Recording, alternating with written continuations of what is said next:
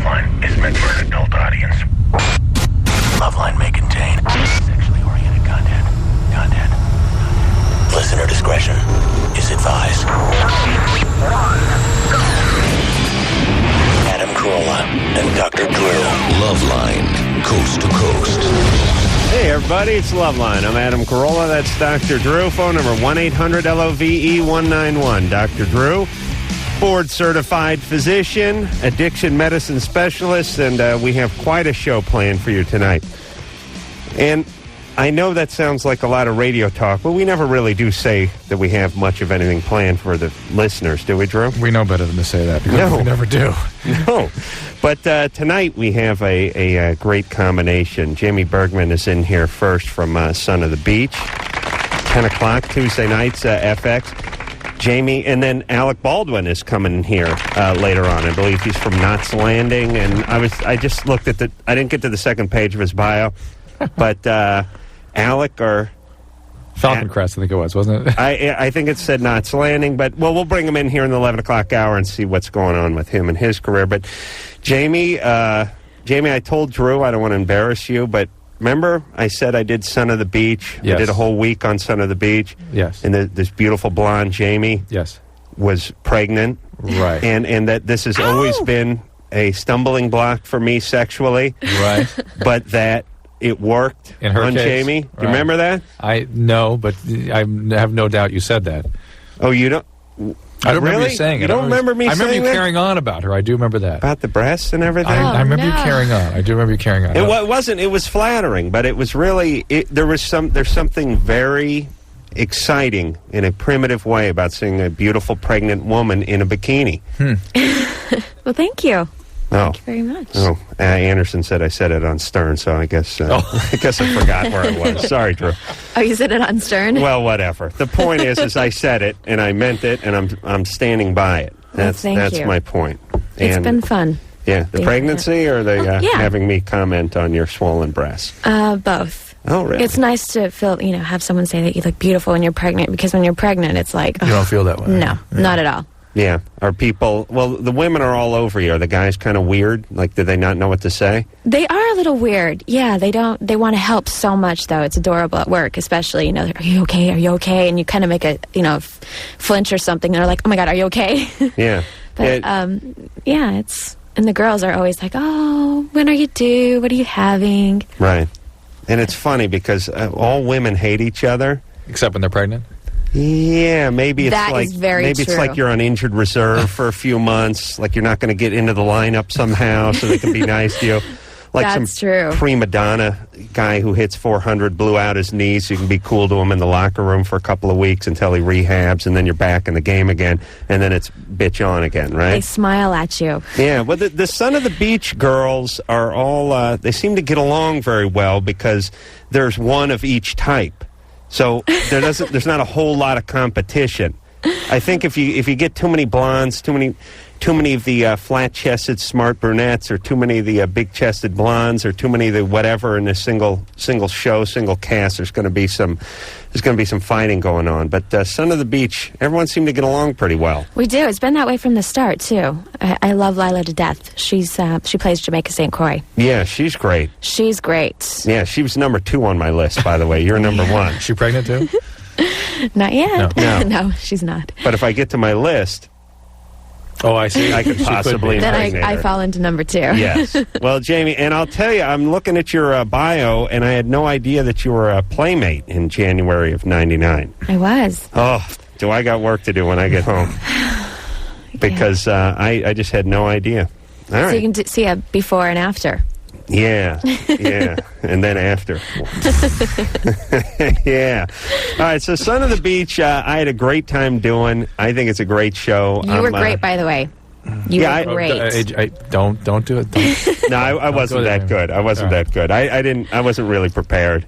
I'm not used to memorizing lines. You had a lot of lines, though. Oh, I You know. had a lot of dialogue, which is unusual for that show. Yeah, I showed up late one day, and the British director yelled at me, said they had to make do with a whole bunch of different shots and everything. And Jaime, it's weird. Jaime's pregnant, so they have a body double stand in for Jaime, when she does her acting scenes. So what happens is you face the body double and act with the body double. Right. And Jamie sits on a lounge chair 40 feet to your left and actually reads the dialogue. Oh. So it's very distracting because obviously you're supposed to have a conversation with the person who's in front of you, but Jamie's standing behind you and 40 clicks to the left. And she's just moving her head at the motions. Yeah, I wanted to punch her in the stomach. Hey, bitch, pipe up. I've been talking to you for 20 minutes. Well, they wrote in the pregnancy, so we don't have to do that Oh, they anymore. did? Right. Oh, good. So now I'm pregnant, BJ. Smart. And Jamie was saying during the break before we got started, which is she has one kid in her now, but initially had two. You had a vanishing twin? Yes. What is that? It's when it's common. The twin just gets absorbed in the body. Because you didn't love it enough? No, that wouldn't happen. Oh. No, it's a common thing. It just gets reabsorbed? It does. It's early in the pregnancy too, so it's not like a miscarriage. It just gets. It might even be a complete, process going on. Really? Yeah. Isn't they called a vanishing twin? There's various names for it, but it's Interesting. Resorbs, or it sometimes sloughs and comes Wow. out. But it's not like having an abortion. No. It's just reabsorbed. It's reabsorbed, yeah. We actually began with quadruplets. And Yeah, one was that's four? Four. Drew has triplets. And one was resorbed. How do you know one didn't just eat the other one, or the Well, three? we have some. I think Paulina may have eaten. Might have. eaten the fourth kid. If it was a girl, I have no doubt. She didn't need any competition. All right. Oh, what a life that kid has. In France right now, ice skating? Right now, yeah. Jesus Christ. All right, let's take some calls and start off with Megan, who's 18. Megan? Hi. What's up? Not much. Doesn't Jamie smell good? Thank you. Oh, God, I'm so nervous. Okay, first of all, I love you guys, and I've listened to you, every night for 4 years. Thanks. Wow. Yeah, and I think you're, the most brilliant man on earth. Thanks.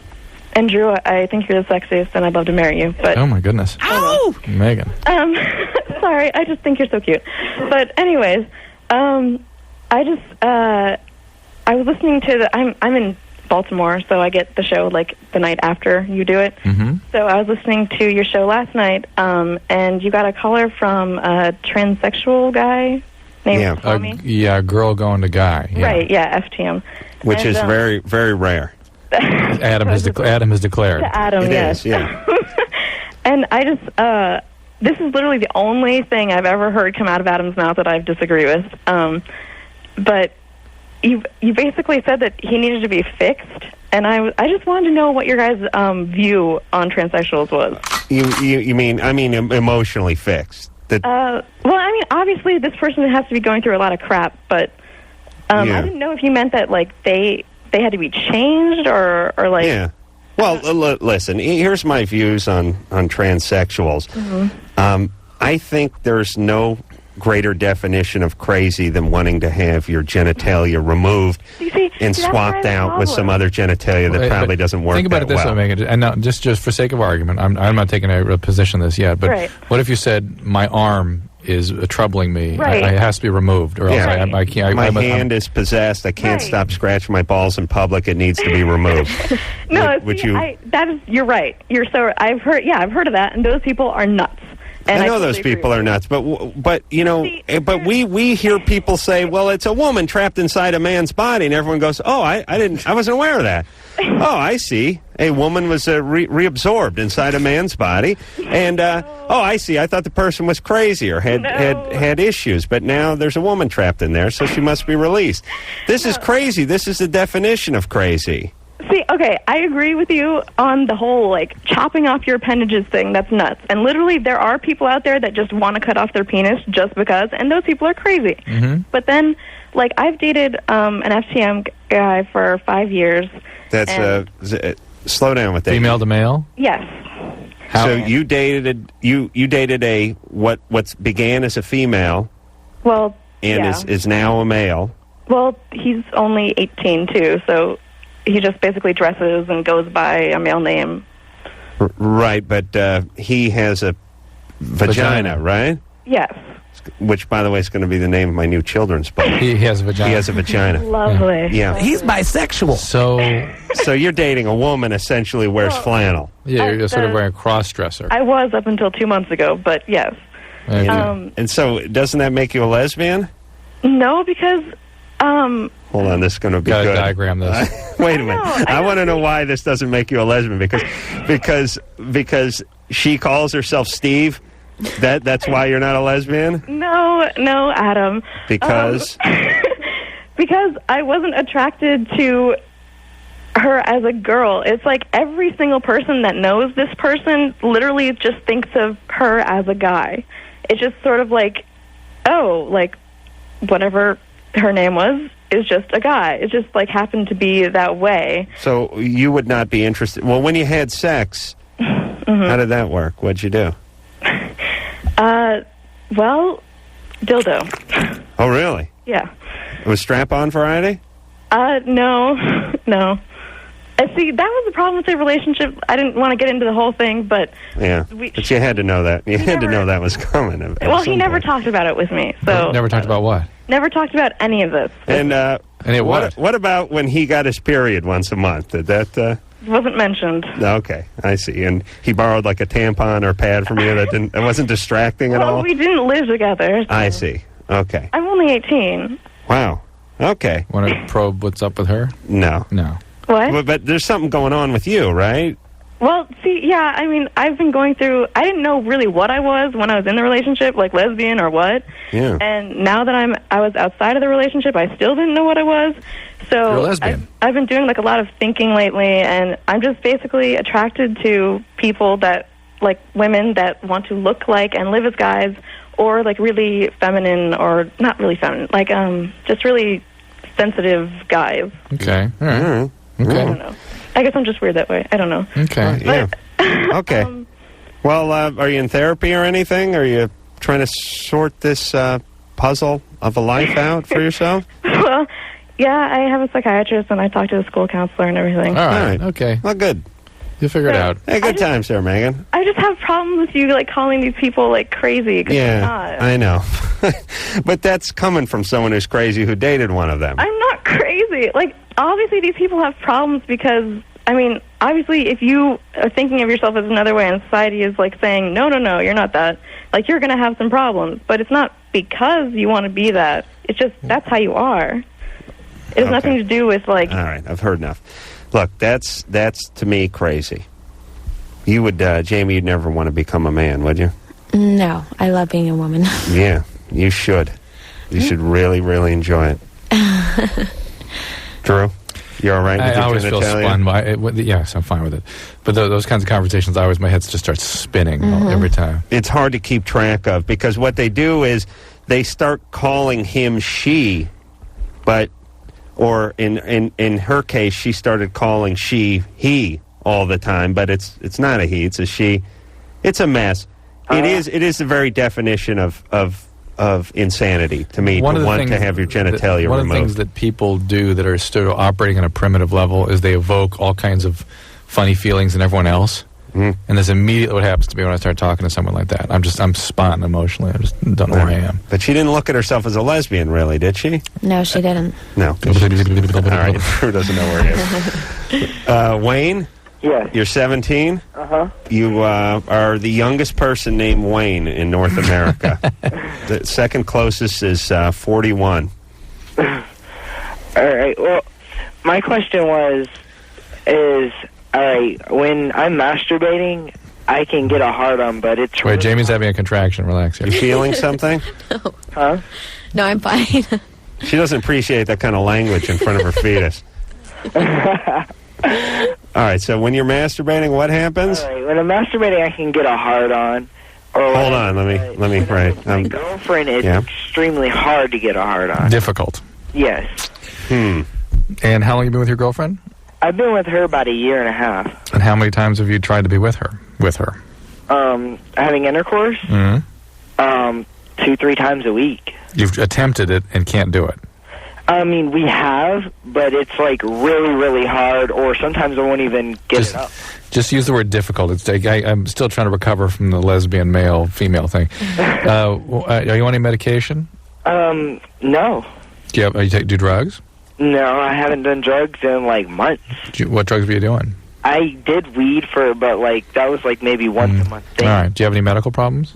I they had diagnosed me with depression at one time. Yeah, but they didn't treat you. They treated me for maybe a couple months, and then I didn't want to do the pills medicine anymore, so I quit. Have you ever had a successful outing with your girlfriend sexually? We had one, but it was like in the movies. It was in the middle of the movies, but And you had sex with her in the middle of a movie? yeah. You've been attempting this 3 times a week, and they're unsuccessful every time? Just about. Except when you're alone with Except yourself? when I'm alone. Like, I'll read an erotic story or something, and Are you nervous when you're with Erotic her? story. Hold on, Wait a what minute. Wait a minute. Wait. Whoa. Now you're really throwing at him. Be careful. What era are you calling from, son? I'm calling from Ocala. By candlelight? What are you doing reading erotic stories when you have VCRs? I don't know. I just, like, the stories just, like, turn me on or whatever. You're gay. Can you read a story with her? Huh? I've never tried reading See, this is stories. very... I like reading lesbian stories. Okay, but... Now, wait a minute. I'm beginning to go bogus here. Really? Yeah. But Wayne, we may think you're making this up Because now. it does not fit with what men do. Where do you read these lesbian stories? I usually get them offline. I see. And it's not Nancy Drew, is it? Was she a lesbian? Drew says yes. So you read lesbian stories and beat off while you're in front of the computer? Yeah. And you've had sex with your girlfriend in a movie theater? You've had intercourse? Yes. No, I'm going bogus. How do you have intercourse in a movie theater? Well, there wasn't very many people in there, and it was, like, in the middle of the night, and there was, like, 2 other people in there, and they left. Hold on a second. Jamie, what do you think? Bogus? Well, maybe. I mean, how do you know? Because it doesn't make sense. Women read stories and become aroused. Men read stories and want to go look at things. They don't Mentally? they don't do that. Men don't do that. All right, let me see. They just don't. And Wayne, what movie was it? It was the one that just came out with Arnold Schwarzenegger. What was it called? Oh, the one they put off because it had a terrorist plot? Yeah, that was the one. Right, Collateral Damage. Yeah, that's it. Okay. All right. How do you... What, she sat on top of you in the movie theater? Well, first off, it just, like, started me fingering her and her jacking me off, but then it progressed to her being on top. You sweet talker, you. All right. I don't know what to say. And imagine the next son of a bitch who sat down on that seat. It's like, oh, these guys with the imitation butter. Oh, it gets all over the place. Oh, my God. Not a popcorn tub made that can hold this imitation butter. All right. Oh, my God. So what should he do, Drew? This whole... I can't get my head around this thing. There's something is very wrong with Wayne. Either it's bogus... or this depression that he had was more serious than he's letting on. Okay, but it's safe to say 17, he probably doesn't have any big medical problems. Apparently not. He's trying to find his groove. A lot of guys have difficulty finding their groove sexually. He's been with this person for a while. He's trying 3 times a week, but unsuccessfully. It just doesn't all fit. All right. But listen, we agree he needs an assessment, right? Agree on that? That's as far as we're going to get with Wayne. By who? The people who are treating his depression. He needs to go back in and talk about this problem. All right. Kelly? Hello? You're 15? Yeah. What's up? Okay, well, basically, I'm Kelly's friend. She can't talk, but she was on spring break, and she was with her parents, and she got raped. Wait. Your friend got raped? Yeah. Who's in the room with you now? Yeah, she's here. Well, you have to put her on the phone. Okay. All right. Well, she can talk. She can't. She won't do it. Unacceptable. Well, she needs to. We need to talk to her. Because otherwise, this is going to be just some... It's not going to work. It's going to be like an embassy where we're talking to you, and then you translate for her. Well, I know what her question is, though. It's really simple, though. We want to know, like, if it's possible if she's pregnant, because she hasn't had a period since Of course it's possible. Even if she doesn't have a period? Because she hasn't had it since last summer. Does she have an eating disorder or something? I don't know. Why hasn't she had her period since last summer? See, All right. But see, more stumping questions. Yeah. We need to put Kelly on the phone. Just put her on the phone. Hold on, okay? Yep. All right. So, when's the new season of Sun on the Beach start? It'll start airing sometime in June. Fantastic. Yeah. Kelly? She won't come on the phone. Oh, all right. Well, look, here's what we're going to do. All right. We're going to put you on hold. Okay. You can talk to your friend Kelly and get her to come to the phone. Okay. And I'll tell you why, because Drew already started in on a question that you didn't know the answer for, and it's just going to be too long I if it think goes she back does. and forth. I think she does have an eating disorder. Of course she I know, does. but you're either speculating or she's holding up a chalkboard that says, I have an eating disorder. Either way, it's distracting. All right. You understand, you answering the question, I think she does, is no good. And listen, Trying to help. I know. Kelly, I understand here's that. the deal. You guys are so far off in terms of how you're dealing with this problem. We need to talk to Kelly to motivate her to get the proper interventions right now. That's it, period. Worrying about whether or not she's pregnant is rearranging deck chairs on the Titanic. You understand me? She needs help, and we need to talk to her about that. You got it? Yeah. We'll put you on hold right now. All right. And when she's ready, we'll talk to her. All right. Well, how do we know when she's ready? Tara will keep checking her. Huh? All right. It won't be that long. We'll be getting back, all right? All right. Titanic, huh? Titanic. All right. Kelly is the Titanic. Don't you think the Edmund Fitzgerald would be a Lusitania? better... Lusitania. All right. The Andrea Doria would be a better reference for the young kids, Drew? It didn't go down. Oh, it Did didn't? Did it? Oh, it caught on fire and then got beached in, Did like, it- New did it go- Jersey? Something like that. No, I think it went It went down. down, right. Okay. Jamie, did it go down? It went down. The Edmund Fitzgerald or the Andrea Doria? I don't know. All right. Jennifer? Yes. I think the only thing women know less about than Than their war their dad's job. and what their dads do for a living is maritime disasters. You could stop any woman on the street and go, I will give you $1 million if you can name one ship that's sunk other than the Titanic. You have 1 hour. Go. Yes, you can confer with your friends. Do you ever think you would get an answer? No, it's impossible. All right. Jennifer? Yes. You're 18? Yes. Hi, Adam. Hey, What's how up? are you? Hey, Jamie. Hi. First of all, I wanted to say thank you. I listen to y'all every night, and you really do help me out. So Thanks. thanks for that. And my question is that ever since I became sexually active, it's been with, like, older men. I mean, like, right now I'm talking to 2 guys, and one is 28 and the other is 33. All right, hold on a sec. All Okay. right. All right. Are you having sex with these guys? Yes. All right. Okay. Hold on. That's good. I mean, it's not good for That's you, but good. it's better for us. Okay. When, for the commercial break. You know what I'm saying? Yeah. Okay. my This is God. entertainment. Okay. Jamie Bergman is our guest tonight. She's from Son of the Beach, 10 o'clock, Tuesday nights on FX. We'll take a quick break and we'll get back with Jennifer right after this.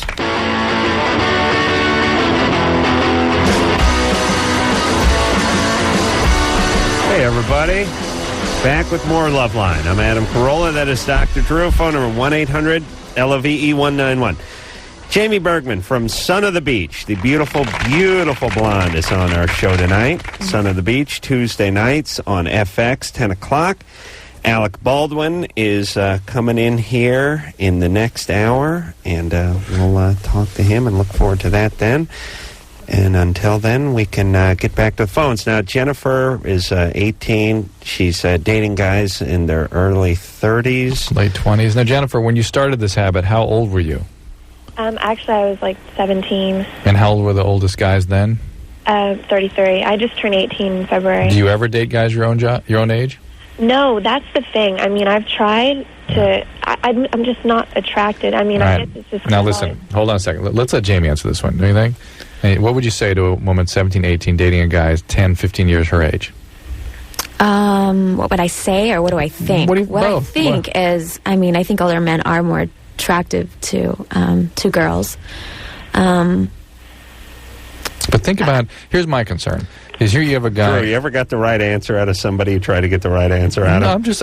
I'm looking for a right answer. I'm just engaging in discussion. Yeah, you're such an idiot. Here's my concern. You never get the right answer. No, I'm really looking for an answer. You're looking for Jamie to say that it's not right. No, I'm actually looking for her to convince me otherwise. I'd be interested in a different point of view. My concern is that a guy who is 30 dating someone who's in high school, the guy is suspect. Unless think he's- who that guy is. Unless he's Right. in the industry. Unless he's, And it's cool. Unless he's in the That's from entertainment LA industry. in the Yeah. industry. Right? That's fine. But think of who that guy is. That guy isn't someone that you want her with, especially not having sex with. Exactly. But I think Jamie was putting herself back at 18 years Right. old. When I was 18 years old, I was looking, I was fast. I was, not in my head and looking for the best thing. And, it's very easy to fall for someone who's a lot older than you. Yeah, and what do you want some 22-year-old guy who's wet behind the ears?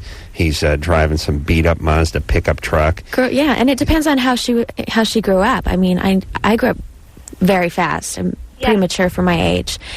And basically raised myself. So being with men that were my own age just seemed like they were a little more immature. Why did you raise yourself? What happened? My parents divorced when I was 3, and my mom raised me, and she worked full-time, so I basically had to take care of the house, had to take care of myself, had to come home to an empty house. So, being around older people was just, I don't know, a lot easier than... You weren't a tomboy, were you? I was a tomboy. Oh, Christ. What, is every hot chick a tomboy?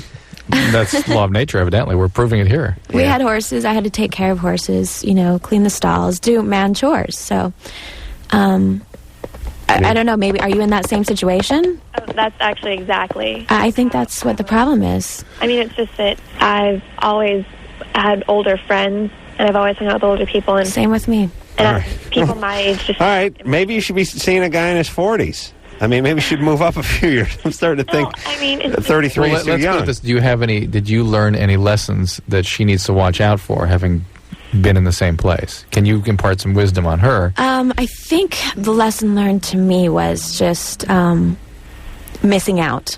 Missing out being with people my own age. Yeah, exactly. I mean, that's exactly how I feel, but it's almost as if I can't... I mean, I've tried to do things, with people my age, but it's almost like I can't. Do you know what I mean? Like, when I'm around it, I just feel like, older than it. Do you know what I mean? Right, but that's okay. I mean, I think it's okay to be a little more mature than everybody else. But if you fall in the trap of keep dating, guys that are older than you, when you're at the time of 25 years old, ready to have children, and, they're 50. Yeah, you know what's weird is... You kind of just need to train yourself to be around guys like being the old one. I mean, it's nice being the leader of the pack. The old one. Yeah, having people sort of look up to you and listen when you're talking and all that kind of stuff. Yeah, Pops. But, sit down, kids. Everyone listen to me. I got a tail to weave. But I don't think women like that.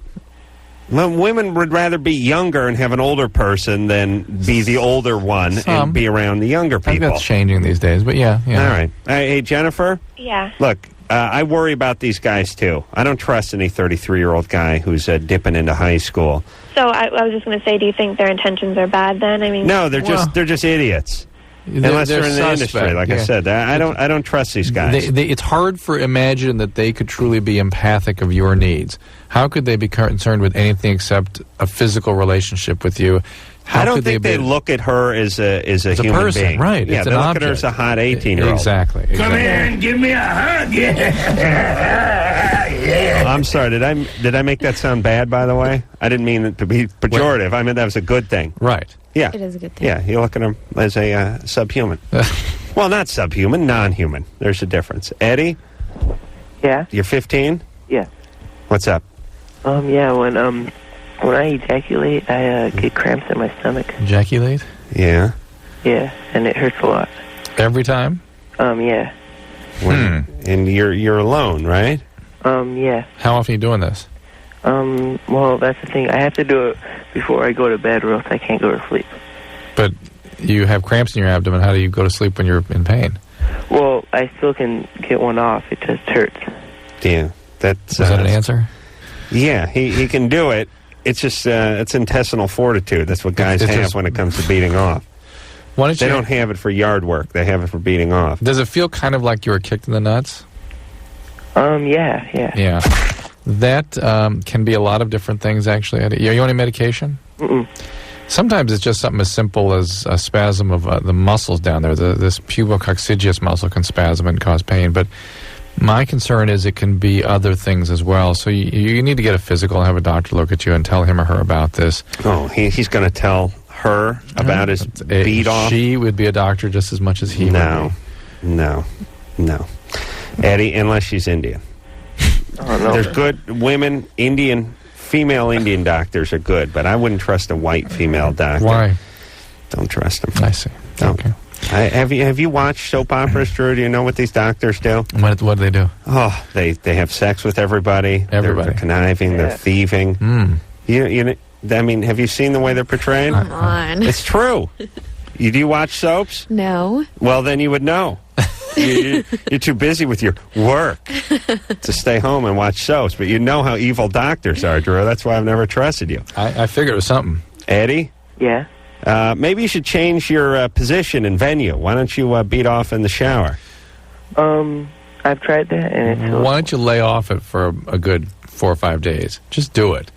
True, I'm 37. I couldn't make it 3 days. I understand, but you've got a long record of etched into your brain. Your physiology wouldn't tolerate. You bust or something. So Eddie's got 2 years under his belt, and like 20 years. Yeah, I know.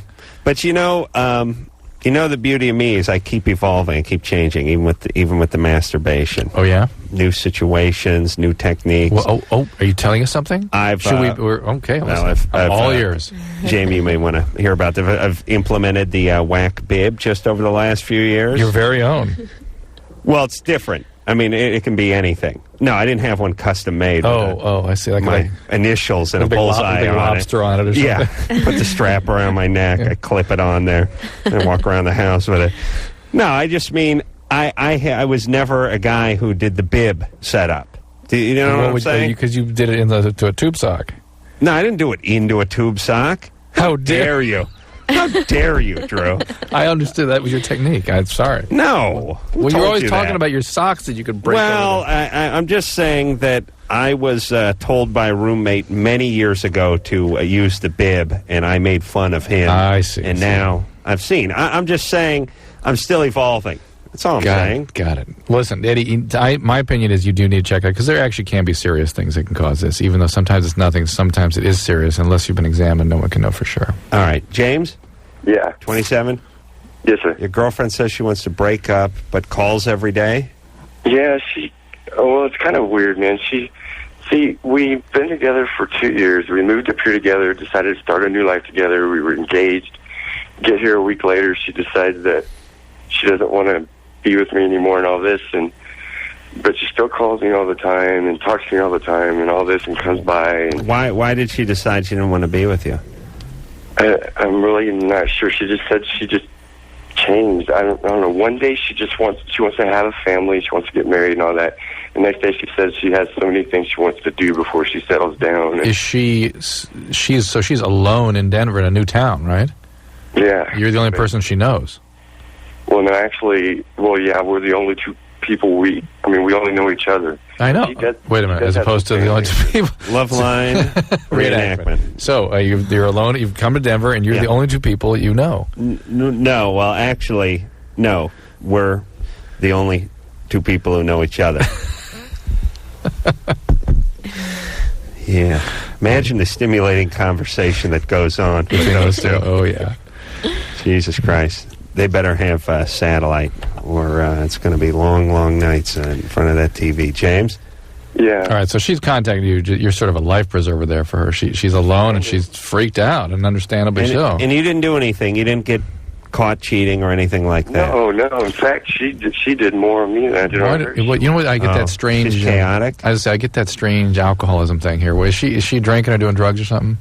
No, actually, believe it or not, she doesn't do anything but eat, and she's not even fat. How about you? Why do I get that here? I drink occasionally, but that's about it. Nobody's getting some momentum with something here. Neither of you. Well, you see, I think she's trying to test me to see, I think she's trying to put me through some kind of a test to see if I'm still going to stick by her side no matter what she does. Nope, no, that doesn't happen. That's not what people do, James. I figured that until I got to about the 2-year mark, where I'd realized, I guess the test, I guess it never was a test. It's been full 2 years now. I guess she's not coming back. That's an interesting spin, though, the test. Yeah. So basically, I should just try my best to get over. I think I would, and it doesn't seem like you're missing out on all that much. She never did any drugs. Did she cheat on you, James? I think she did, but she won't admit it. She never did any drugs? She used to smoke pot, but that was before me and her ever got together. How long have you guys been together? 2 years. We've been together for about 18 months. 18 months. All right. I don't know. I don't know why. I get that drug vibe. James? Yeah. You can do better But so can she. Well, Okay. so then Everyone can do better. All right? All right. All right. Thanks Drew, for the advice. all right, sorry, buddy, but what the hell do you want me to do? Go over there and talk her into it? I mean, it's No, over. I understand. You can do better. You I do don't have better. anybody else to talk to for advice. So Well, what that's do why you do? Are you working? Yeah, I work for kind of like I work for a satellite company. Okay. So there you go. You got a lot of guys at work you can talk to? Yeah, but I just don't know any of them yet. All right. Well, this is take it. them out, spend time with them, get some relationships going. You need some support right now. Drew, Yeah. is this a mathematical impossibility? And Jamie, weigh in on this, too. Can both people do better in a Always. relationship? Is that possible? Do you know what I mean? I try not to think that way. You don't think that way? If you're in a relationship, why would you think that there's something out there better? Because it's a distraction that keeps you away from being intimate? Is that right? That would be the average male answer. Yeah. Yeah. You don't think about doing better? No, I'm content. I'm happy. If I'm being treated awful, of course I think I can do better and Right. and look for something better, but I'm perfectly happy in my relationship. Right. Yeah, So- you just sound defensive. That's all. I posed it as just sort of a open-ended question, and Jamie got all weird on it. Did you notice that? Yeah. I'm pregnant, okay? Oh, yeah. Jesus Christ. I could only imagine what that's like. The hormones. I mean, just, what is this? Is this like your period times 10? Oh, yeah. Oh, are you a not Oh, good my pregnant God. person? Some people No, are good I am pregnant people. good. Some people, you know what I mean? I go There's- through phases. You know, 1 minute I'm fine, and the next I... Drew, Your wife, you know what I would have done with your wife when she was with the triplets? Tell and what? 8 months. I would have locked myself in a goddamn shark cage inside the living room. And I would have hired like day laborers to clean me and feed me. You'd still need one of those things they use for the sharks to keep them away from the cage. Yeah, I use like a bang stick bang to keep stick. it away from the cage. And then what I would do at night is I would cut leg holes in the bottom so I could lift it up like a skirt And run around. move around, get a little exercise in the living No, room. But as soon as they were coming, I would she just was drop the not cage. a happy pregnant person, but an amazingly sort of, tolerated a lot. Been out of the hospital all the time. Oh, I And- can Yeah. imagine. I did not Yeah, get- I mean, Drew's wife was hooked up at home to Yeah. like monitors. Yeah, and I things. did not get any complaints, really. I mean, really. If that had been either you or I, are you kidding? Yeah. Think how we would have fetched. No, people always say that. Oh, No, you- no, no. You, Oh, no, no. man, you couldn't take No, no. it. You Adam, could not this take. was- I think we could take it. This was extraordinary. You know what I think? I think if guys got pregnant by now, what's it been? Millions of years, Drew? We'd have it down to about 6 months.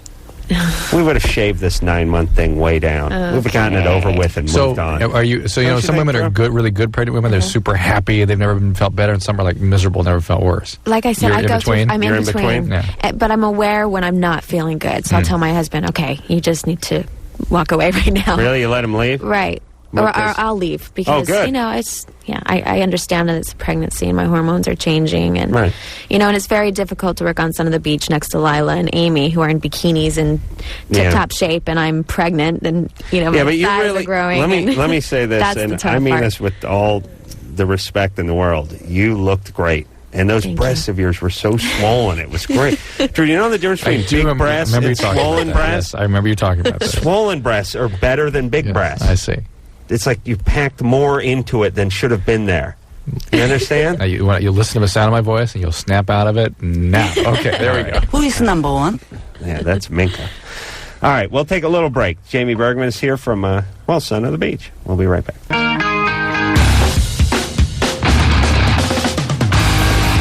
Hey, everybody, it's Loveline. I'm Adam Carolla. That's Dr. Drew. Phone number, 1-800-LOVE-191. Jaime Bergman is our guest tonight. She's from Son of the Beach, 10 o'clock, Tuesday nights, FX. Alec Baldwin, the great actor, will be coming in here in just a couple of few. And we'll take some calls in the meantime. Kane? Yeah, You're 28? I'm 28. What's I up?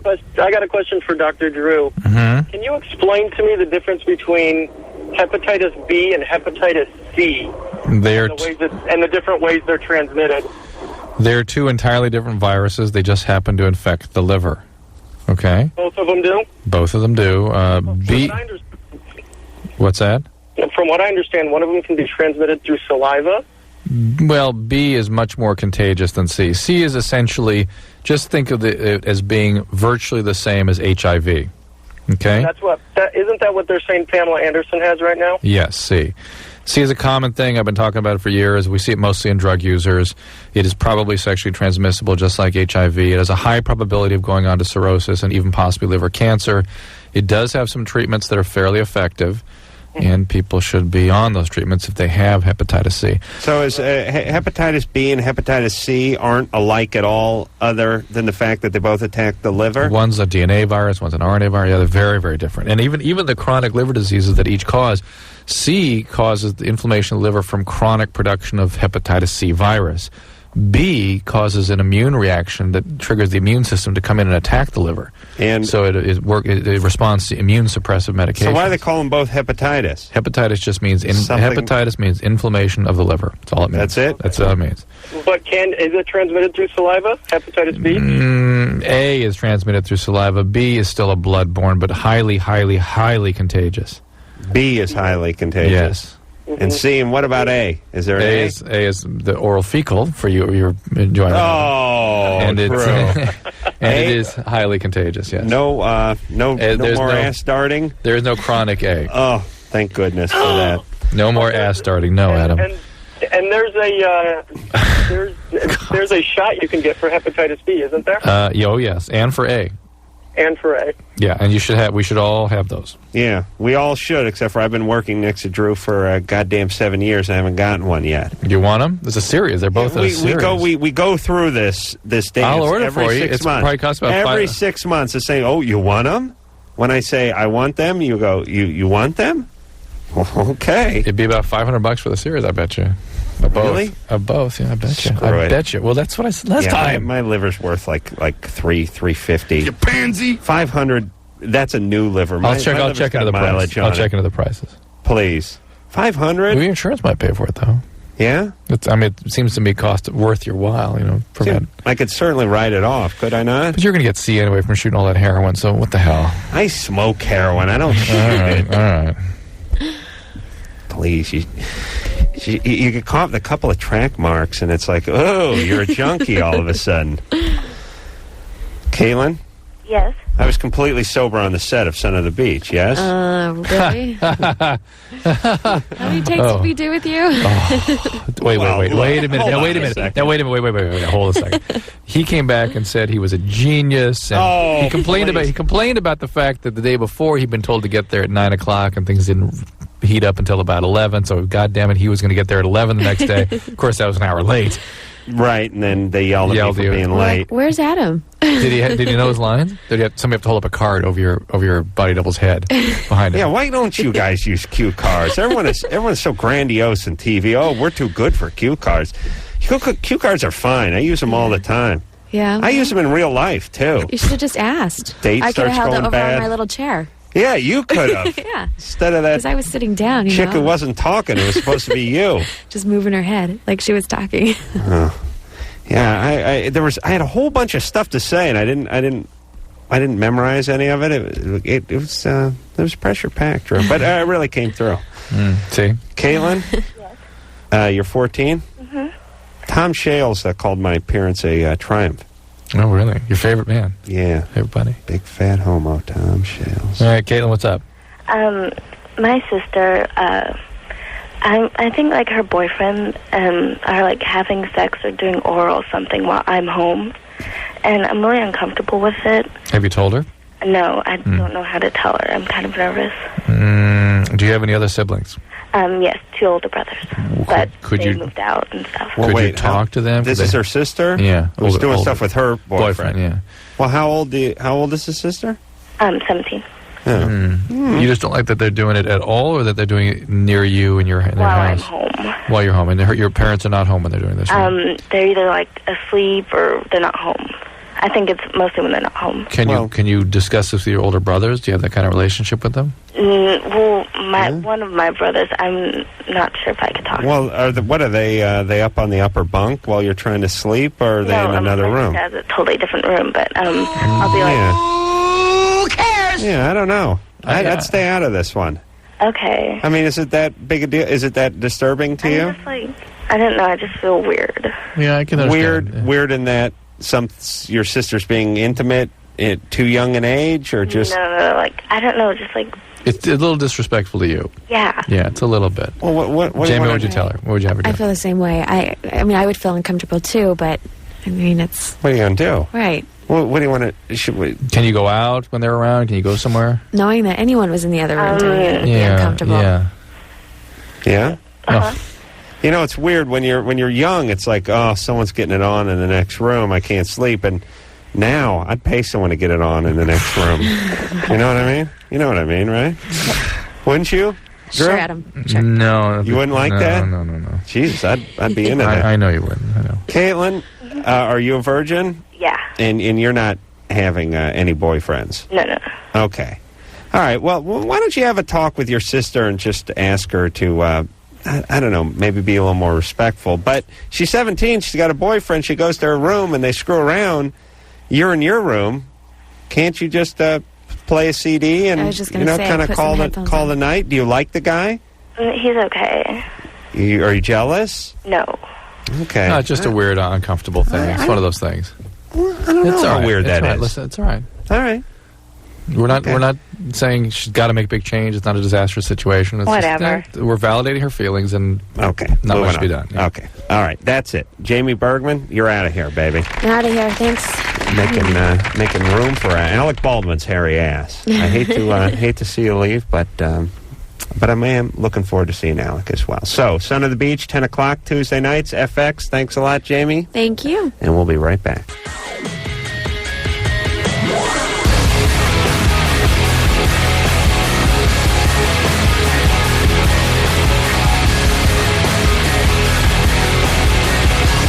Hey, everybody, it's Loveline. We are back.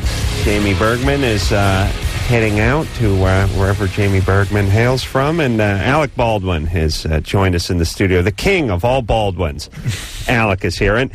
And let's see, we've had Stephen on the show. A couple times. And we had any of the other Baldwins? No. Just, now Alec. Fantastic. I ran into Alec at JFK Airport about a month ago. That's when I'd only slept for an hour. Oh, yeah. But he was I thought a delight, and I've always been a big fan of his. And I'll tell you what impressed me most about him, and I said it to him, I think, when we were in JFK, but I'll say it now for everyone to hear. On Saturday Night Live, when Alec is on Saturday Night Live, most of the times when they have celebrities on there, they have to sort of work around them a little bit. The guy comes out, like you go, Jesus Christ, how the hell is Joe Montana going to get through a 5-minute monologue? And he steps out on stage, and he gets 2 syllables into it, and then sirens go off, and a bunch of balloons start falling from the sky, and they go, you've done our 1500th monologue. And you realize, oh, that's how they get around it. Right. They work around it, and I understand they have to do that. Actors rehearse, they work with scripts, they don't do as many things in as short a period of time as Saturday Night Live would do. But Alec is better than the goddamn cast when he does this show. God and bless you. that is impressive, man. Will you go on and you either make fun of yourself in your own work, or you just become another one of the members of the cast and just make an ass of yourself? That's. Well, I'll tell you what, he does De Niro. It is spectacular. I'm going to do the show again on the 20th of April. Yeah, how many times? With Elvis Costello. Oh, Jesus, I love that it's guy. Fun. It's a really fun week. It's a fun week. It's very similar to this. You go somewhere and you hang out with some really twisted, sick people. And makes the day go by, And Alec has nothing to plug, by the way. Or do you? No, well, I did a film last year that's going to be on HBO in May called Path to War, about the Vietnam War. But other than that, I'm here to talk about, I'm here to help. I'm here to help people. That's what I love. Sexual hang-up. That's what I love. And let me ask you a couple of quick questions. So we were talking during the break about Alec doing some independent stuff and all that. Do you need money at this point? I mean, I know you like money, but you can do projects if you like the project. Sometimes. And it's all based on pay. I don't know exactly what you mean. Well, what I mean is there's things you do for money, and then the longer you go. I mean, in the beginning, everybody's you get into a money phase, right? where one day someone hands you a check and you can't believe how much you're getting paid, and cut to 2 years later, you're on the phone, tears streaming down your face, telling your agent, "I got to get my hands on a fast million." Right. You know what I mean?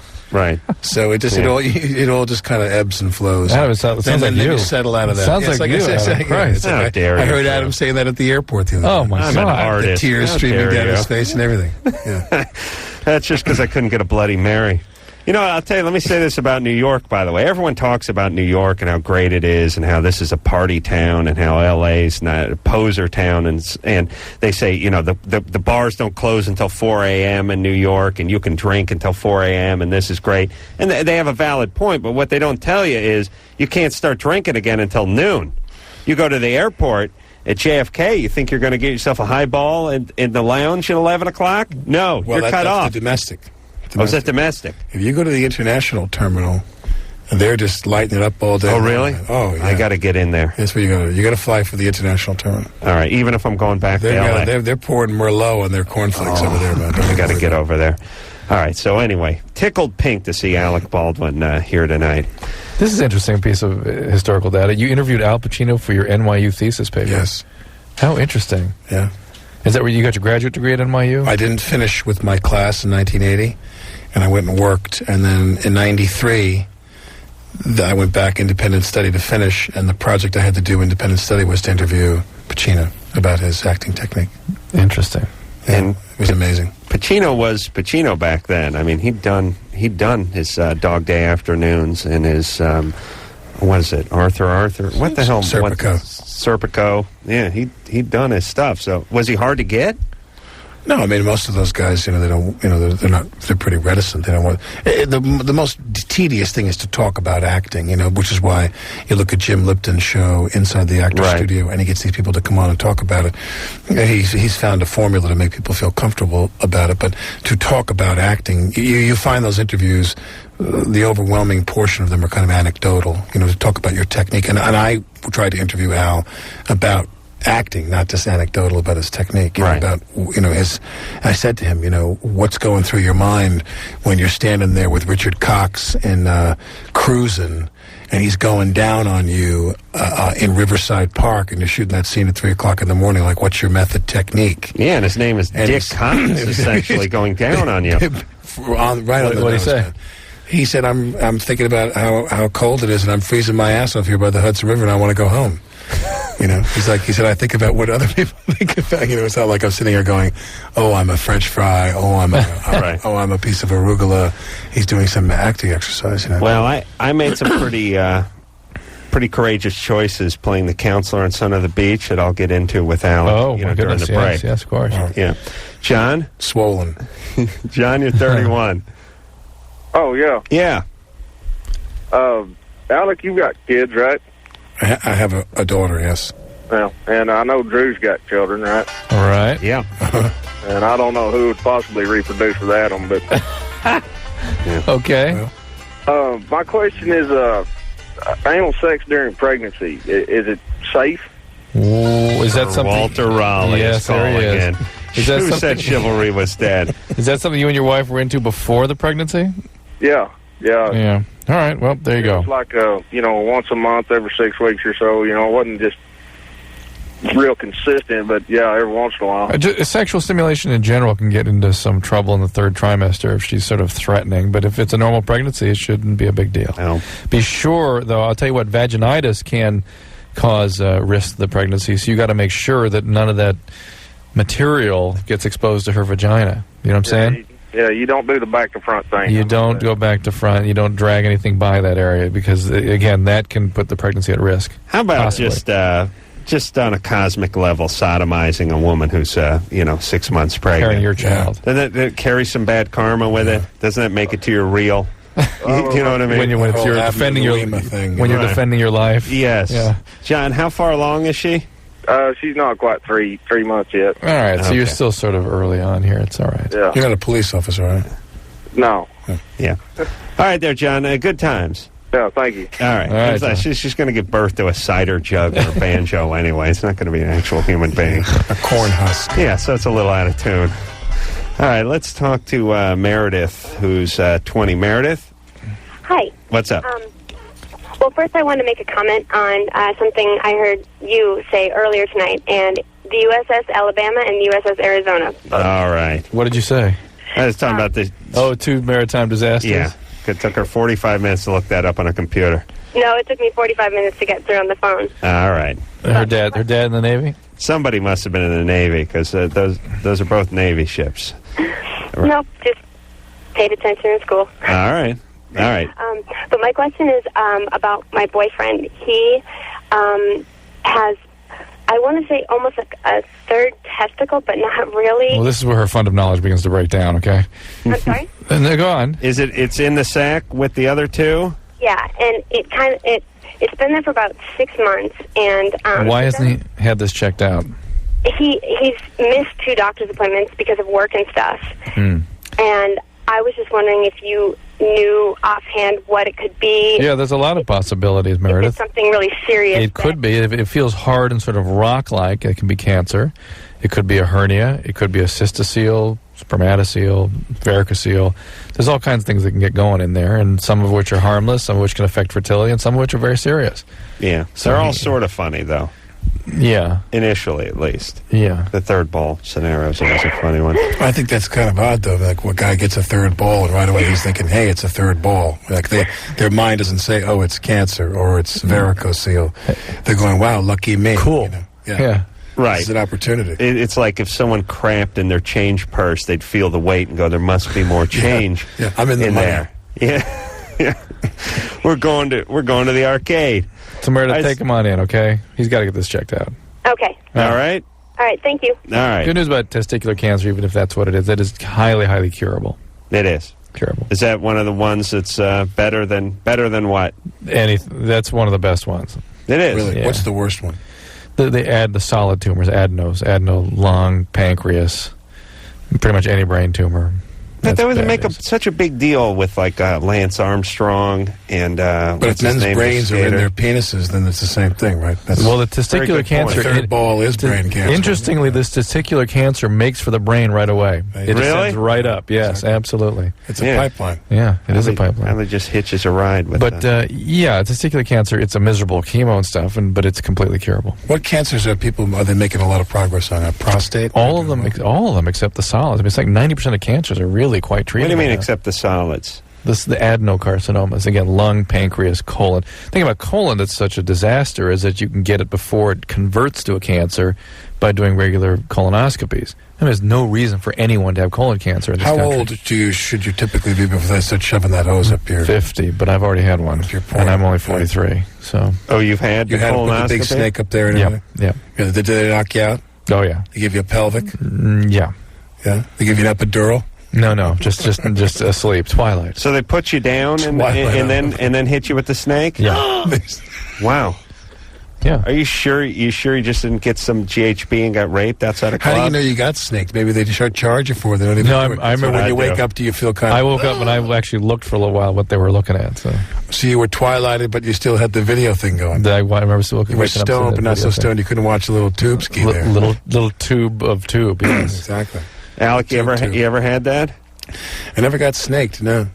No, I never had that happen. I'm 44. Today's my birthday, oddly enough. Yeah. Happy birthday. I'm 44 today. I mean, if it's time to... Have we got time for a quick snake right now? He's a doctor, right? I don't have the equipment, but we could run across the street or something. I could put... Anderson could throw something together. We got enough mic cords and extra equipment back there. We could work something out. Westwood one. Come on, we need fiber optics. Okay, beautiful. Yeah, so should Alec shouldn't get this until he's 50?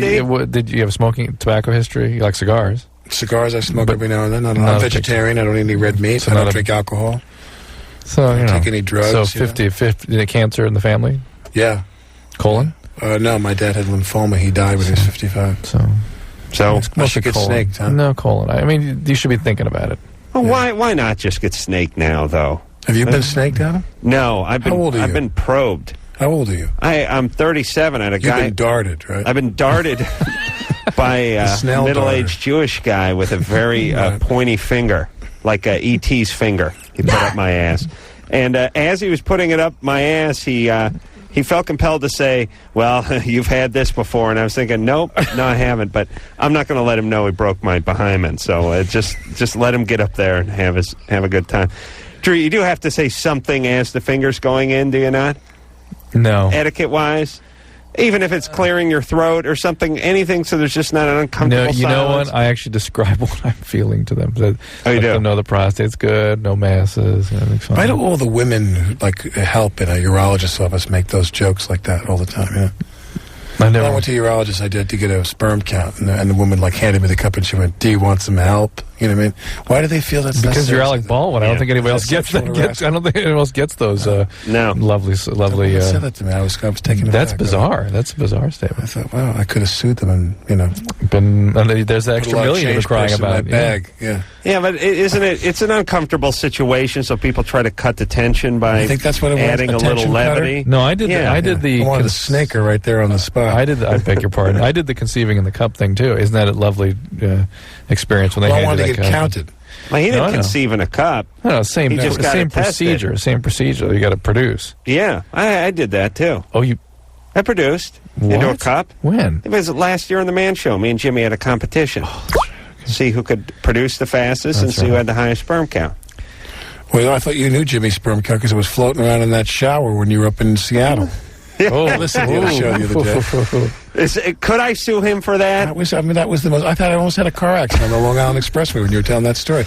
You said if they scratched your ankles, they'd get a DNA sample of Jimmy. They would. 50,000 years from now. Even now, yes. I'm absolutely sure. Because it's dangling on one of your leg hairs. Well, once that gets in your body hair, it never comes out. Never. Am I Especially right? your ankle hair, which is I don't know. You have all that steel experience. wool anyway. Yeah. Taking the peanut butter out of the carpet. You've got going. Please. Wesley?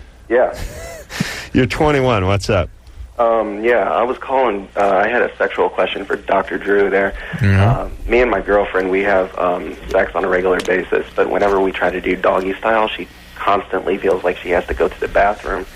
What's up with that? Is there anything that we can do about that? Probably not. You're irritating her bladder neck in some way that, it's sort of... Deeper penetration? Right? It's whatever. That's her. Something about the angle you're hitting her is irritating her bladder. I see. Certainly you can have her evacuate the bladder beforehand so that there's less chance that something will come out. On the other hand, has she ever had an orgasm with you during sex? Oh, yeah, all the time. Yeah. All right. Do you have a bathroom? Do you own a bathroom? Right now, she's here. Okay, well, all right. Put her on. She seems anxious to broadcast about this. Hello? Hi. What's your name? Polly? Polly? You're fat. All right, Drew, please. And you feel like you have to urinate doggy style, correct? Yes. And you couldn't just lift your leg and go? You're in the doggy style. Might as well keep it going, yeah. You're in the zone. Would you just... Right. Oh, I guess you would squat as a female. That's right. Yeah. Hey, and Polly? Yeah. So you have orgasms in other positions? Oh, yeah. Okay. Well, he's an animal. Yeah, so listen, you can't fake your orgasm in the doggy like you do in the other positions? Oh, I'll end up all over the bed, so... Okay, so evacuate your urine. So you're saying... your bladder wait. first. That's what I was trying to get at with her. So you feel like if you were to orgasm in that position, you would have incontinence. You'd pee. Yes. So it's not just that you feel irritated and feel an urge to pee. It's that orgasming in that position would lead to incontinence. Yes. All right, well, there's such a thing, and that's just you. And if you don't want that to happen, switch position. But she doesn't have incontinence and doesn't feel that way in other positions. Right. All right. Female orgasmic incontinence. It's good times. Good You ever get that, Alec? Yeah. Whenever I have an orgasm, No, I mean with your lady friends. Do they wet the bed after they come? Well, this is something that apparently goes on a lot, and I've never really experienced it. On the other hand, I've never been in the room when someone had an orgasm either, so I guess I wouldn't experience it. But they say this goes on a lot. Most of the women I've known, they bleed from the gums after they come. I don't know. Really? What do you call that? Yeah, you mean their feelings just start popping out? And Female dental hematoma. Smoke starts coming from their ears. And what is it? Yeah, that's... No, that's a new one for me. That's a good hump. You're a doctor. I don't know. I'll have to invent a name for it. We'll come up with something. No, they don't pee in the bed when I do that. They don't? Yeah. I said, like that line from Where's Papa. Remember that in Where's Papa, the movie Where's Papa? I remember the movie. When George Segal was in bed with his wife, his girlfriend, and he says to her, and she says, I was married before. And he said, tell me about your first marriage. And she said, well, we got married, we went on our honeymoon, we got to bed, we saved ourselves for our wedding night, and he made passionate love to me. And then he rolled over, and George Segal says, what? And she goes, and she starts crying, and she's sobbing, and she goes, he. And George Segal goes, what? She goes, he crapped in the bed. And George Segal says, he what? And the woman goes, and he said, doesn't everyone? You ever saw that movie? No. Where's Papa? I should rent classic. that. I didn't know there was. I didn't know there was for that fecal alone. humor. Now, all your fans watch that. All right, everyone watch Signed Where's viewing. Papa. Listen, our audience loves George Segal. They love a guy in his mid-60s who plays the trombone. No, the banjo. Does he play the banjo? John? Yes. Yes, you're 16. What's up? Hey, well, I was just calling to ask that I was making out with my girlfriend, and I was leaving. When I was leaving her house to go home, her mom came up to me, and she was just asking me if I've ever dated an older girl or anything like that. Right. And she was kind of putting her hands on me. And Right. Liar, whore, you know it. Please, this is so weak. I didn't know what to expect. You're a worse actor than I am. Yeah. How old are you? What's his name? Steve? John. John, how old are you really, John? 16. You're 16? Yes. Okay. No, you're a complete spaz, John. You cannot pull this lie off. Why? Because there's no woman that would be attracted to your retainer-wearing spindly ass at this point. I see you very clearly. Your head is as narrow as a coin when it's on its side. You're all braces, and your hair's all over the place, and you're spindly, and your scrotum hasn't dropped yet. You're the guy that jumps off the bridge in Saturday Night Fever, you know what I mean? Yeah, that's you. You're like a young George Segal. Do you play the trombone, John? It is the banjo, I believe. Banjo? All right, that's it, John. You're wasting our time. You understand this is a very important show. Alec Baldwin's a very important man. Drew's a doctor. I'm me. And you're wasting all of our time. Do you understand? Well, I'm sorry if you don't believe me, but... Yes, we don't. Oh, okay. All right. I'll see you in hell. Yeah. All right? Yeah. All right. We'll chill together. All right. No, I will torture you. I'll torment you. Because let me tell you what I'm going to do in hell. I'm going to immediately buddy up to Satan. I'm going to start kissing his ass immediately. Like, hey, I'm a big fan. You know, like what people do with you, Alec. Big fan. Yeah.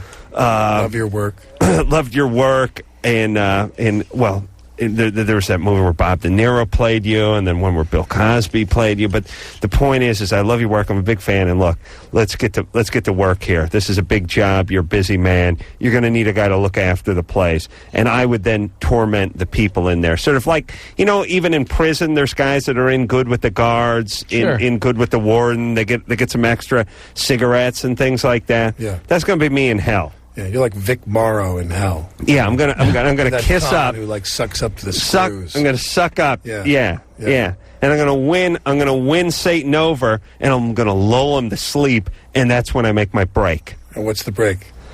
Over the wall. Oh, you're going over the wall? I'm going the wall. Busting out into hell. of hell? I'm busting up. To purgatory? That's right. Yeah? That's right. Once in purgatory, I'm going to get rid of that red jumpsuit, and I'm gonna kiss someone else's ass, then kiss jump someone that else's, wall. and I'm going to make it up in Then heaven. you're going to get to the pearly gates. You're going to kiss Gabriel's ass. That's right. I may love even your work. may like blow his horn, and then it's right on through. All right, we'll take a little break. Alec Baldwin's our guest, and we'll be right back.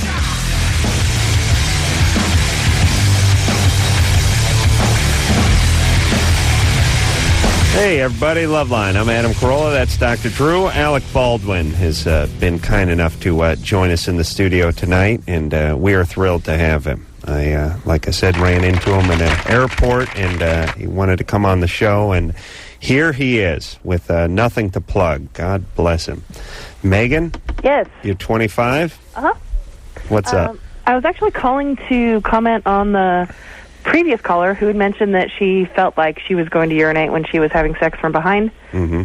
And actually, that's a common side effect of G-spot stimulation for a lot of women, especially women who have female ejaculations. That may or may not be true. Okay. But do you have G-spots, by the way? I thought that was just something you guys made up to F with us. No. They exist. Something we couldn't find. Yeah. They exist. Yeah. And do you have female ejaculation? Yeah. And is that every time you have an orgasm? No, it's only with specific G-spot stimulation. It's not with a regular clitoral orgasm. And what does that mean to you, G-spot stimulation? The anterior wall of the... And how does that work for you? How does that work for me? Yeah, how does that happen for you? Usually with fingers. Jesus Christ. You know, from an evolutionary standpoint, we're going to have to grow a second dick to keep up. We are, because you got a third mouth. You're going to have to get a knuckle on your dick, I think. Yeah, like a speed bump, because you have the oral orgasm now, right? Mm-hmm. Then you have the clitoral. We have the clitoral orgasm, and you have the penetration orgasm, and now you're having a G-spot orgasm? It's basically two orgasms. You have the clitoral, which is the same as, generally speaking, the oral. Right. And then some women have what is either termed vaginal or G-spot orgasm. Right, and those are probably a mix of different things in different people. So yeah, okay. So you're saying that if you have the sensation of urination in a doggy-style intercourse, that it must be that the person has female ejaculation syndrome? Well, no. I don't know. I don't care anymore. Syndrome or disease. I'm simply saying that his penis is probably rubbing against her G-spot. I see. Isn't that a wonderful thing? Yeah, isn't that what you want? Well, it usually subsides if you keep going. That's the thing. So she basically look at this stuff online. She should push through it. I've never heard about this before. Yeah, but this stuff is all sort of conjecture, really. Maybe. Well, it's not conjecture. You're talking to somebody right now. This is voodoo orgasm, there are women quite out there frankly. who experience the same thing. Absolutely, but it's conjecture as to what exactly is going on biologically at this point. Yeah. Voodoo orgasm? This is voodoo orgasm, I think.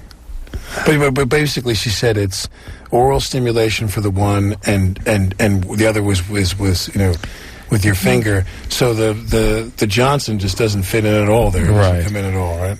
I've learned from this show that women have almost no use for the penis. They have none. They really don't. They all want oral Can we ask sex. her what she thinks that? Does the penis have a function? Megan? Yes, it definitely does. It does. What is it? What would you say? What's the function? It's to hold up a sombrero during the victory dance afterwards. To put your wedding ring on while you're No, I usually do clitoral stimulation with penis penetration. It's not like you can have. It's not like it's either or. I see. You do it. You manually do clitoral with the hand, or with a toy, or with whatever. I see. Okay. All right. You're scaring me, sexual. There are women. There are women that will have orgasmic incontinence and/or ejaculation with exactly what you're describing.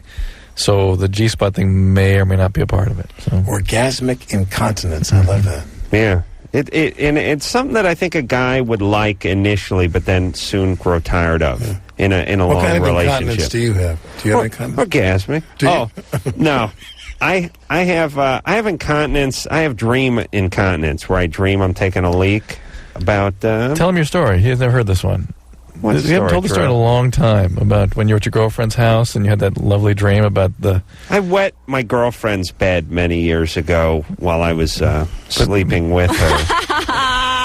You have what? You have like barley, hops, malt, and No. The dream was very interesting, though. The dream was... I have a lot of violent dreams, and I was in front of a castle on like a fjord with a bog. A bog, with the steam on the ground, the fog and everything, and I was doing battle and doing nicely, slaying people with the swords and whatnot. And I just got done slaying everybody and realized I got to take a leak badly, and I was undoing my armor as fast as I could do it, but I realized I didn't really know how to undo my my bronze underpants because I didn't put them on. They were on when I started the dream, you know.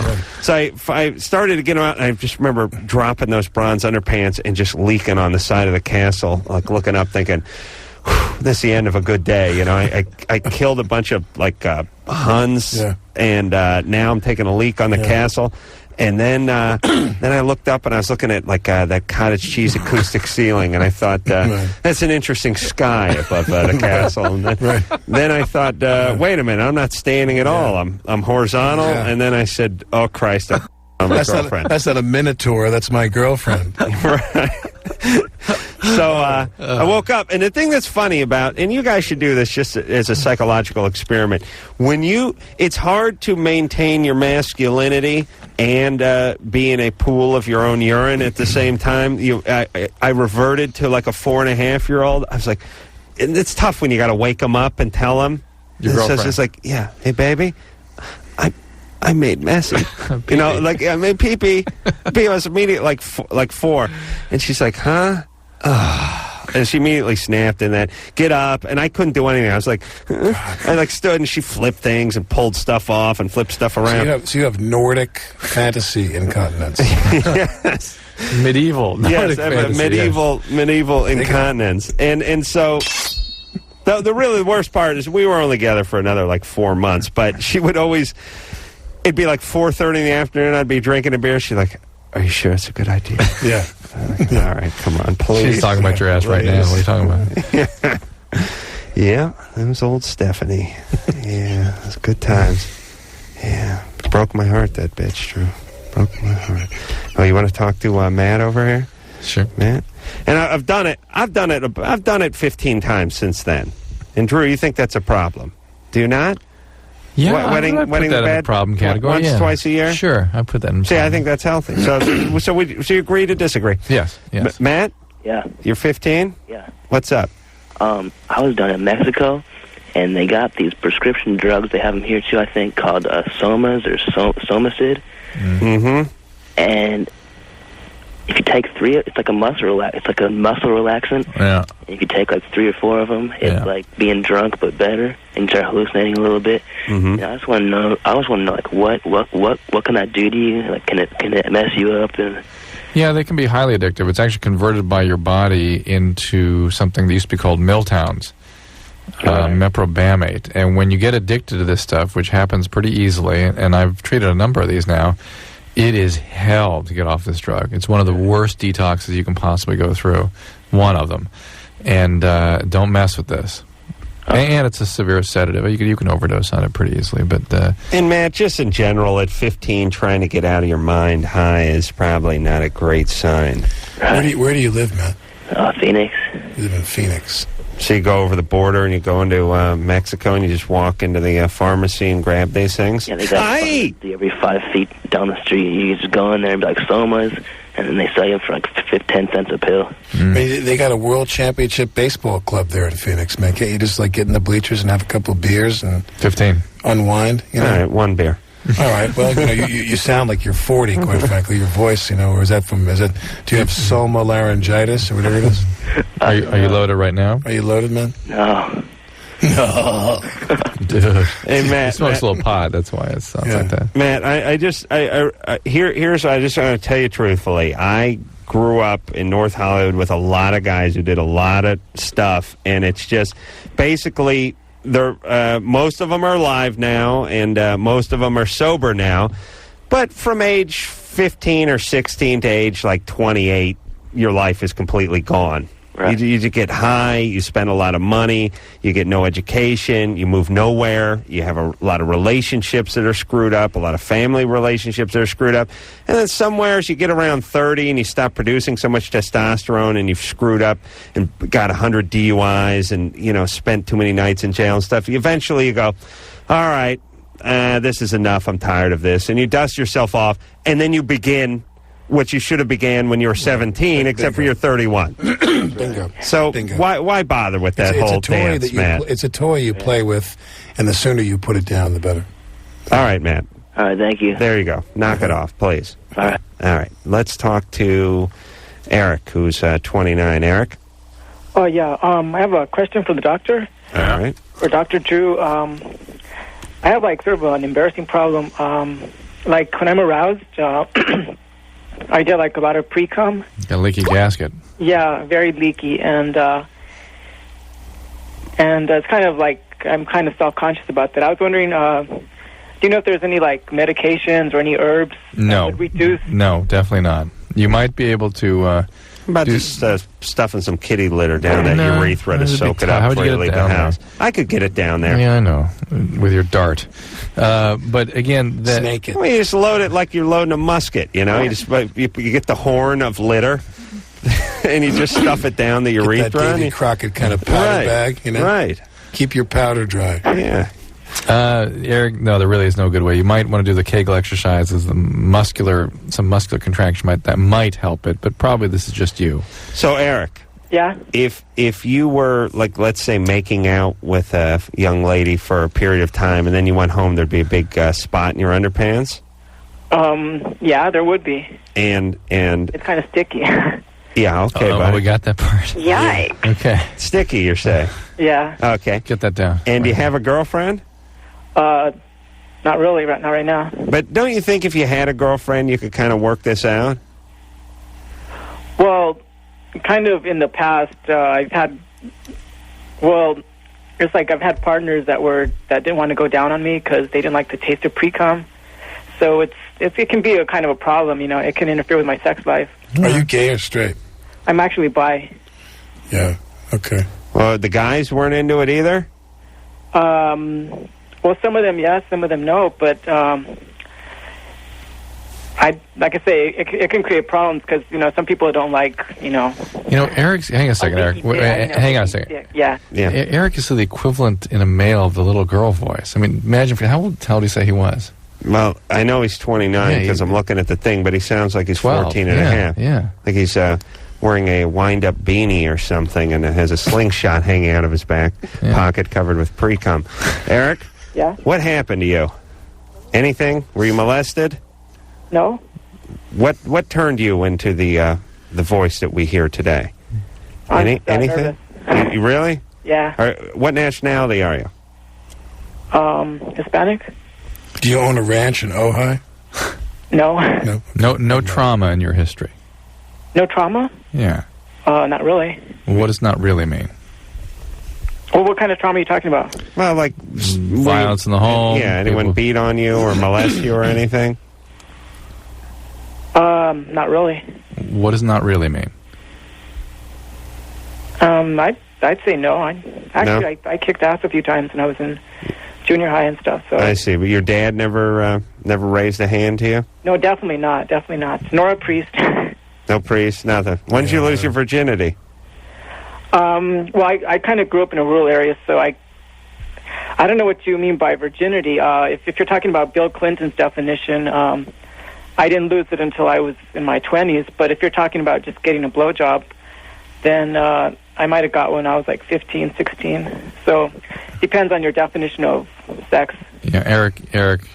He's all over the map. Yeah. Eric, what do you do for a living? I think Eric's just gay. Yeah. And he's just not dealing with it. Eric, you're gay. Yeah. You shouldn't judge me just based on my voice. Actually, I am bi. Right. I've slept with both. But I've said this many. I think your penis is trying to tell you something. Yes, bi is. Penis is telling you what you are. Women can be bi. Bi for guys is gay with a publicist, basically, which is you're really gay. You just don't know it. Right. You'd rather be called bi. Right. Bi is you have an album you're releasing. Well, then why have I had sex with girls and enjoyed it? Well, a small penis, you fag. What was that? What the hell was it? That was Clinton. Listen, any gay guy can slip up. You know what I'm saying? What do you mean slip up? They have sex with a woman. Eric, what do you do for a living? I'd rather not say. All right. Okay, listen. I would... What does that have to do with a leaky dick? I don't know. We're getting off the subject, but anyway. All right. You do the Kegel exercises and open yourself up to the notion of being gay full-time. All right? We all get that vibe off of you.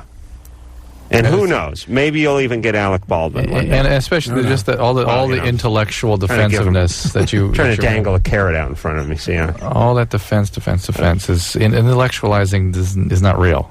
It's justifying. It's trying to make things a certain way when they're not. Something seemed up with it. Yeah. All right, we'll take a break. Alec Baldwin's our guest tonight. We'll be right back after this.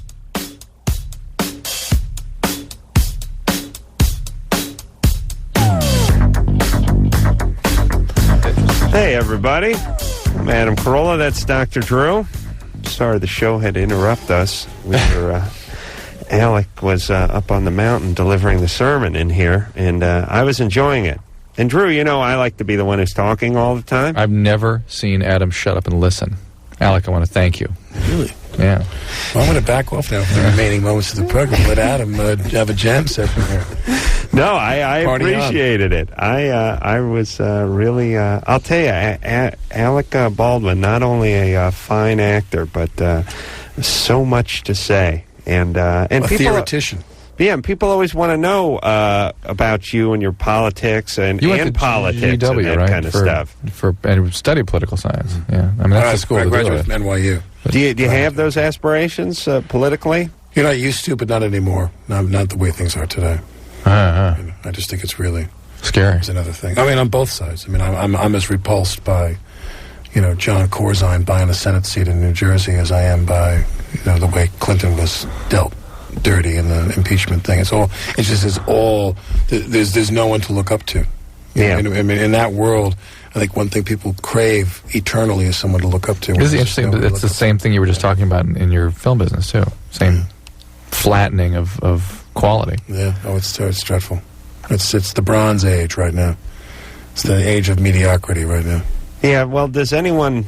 I mean, we got calls, but screw those calls for a second. I'm wondering if society has become... I mean, politics used to be something that people followed, like people used to listen to the radio.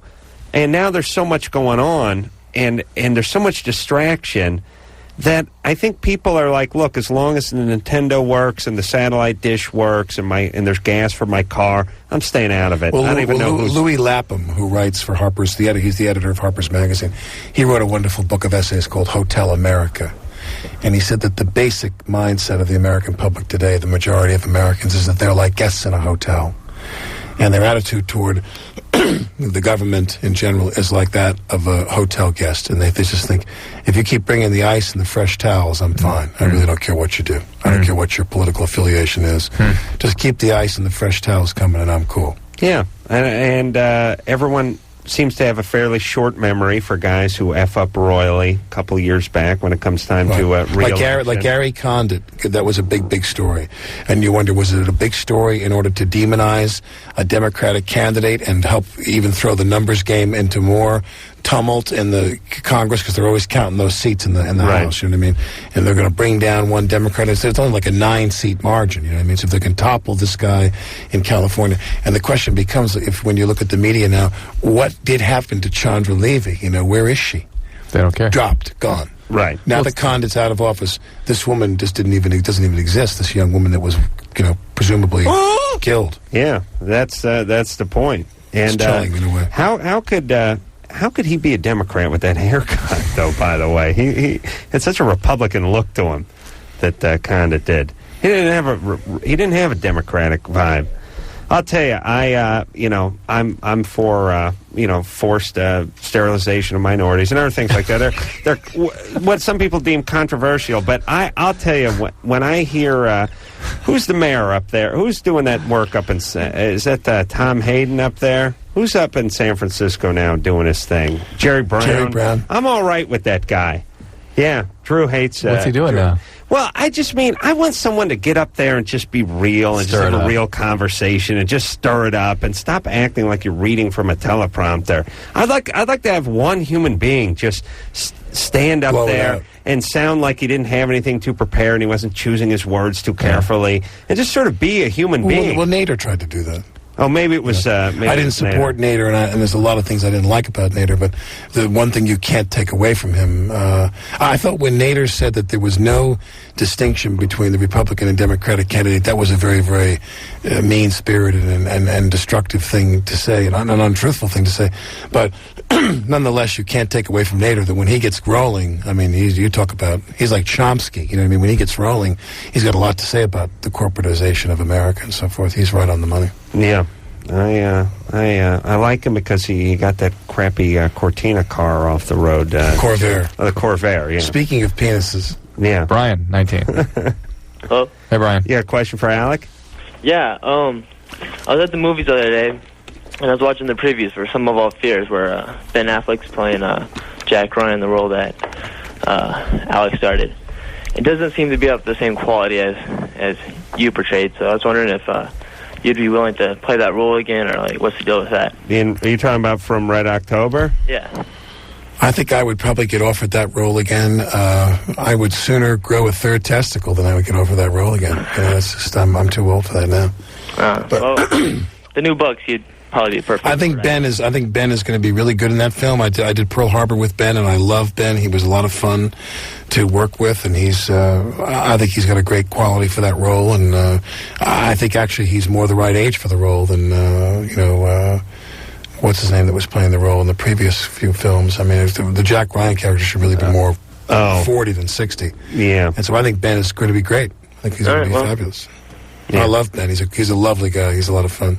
He told me he thought he was gay during the commercial break, and he asked me not to say anything on the Well, I said, you look like Ben. Yeah. So you remind me of Ben. Thanks, Brian. I think I could be a Baldwin.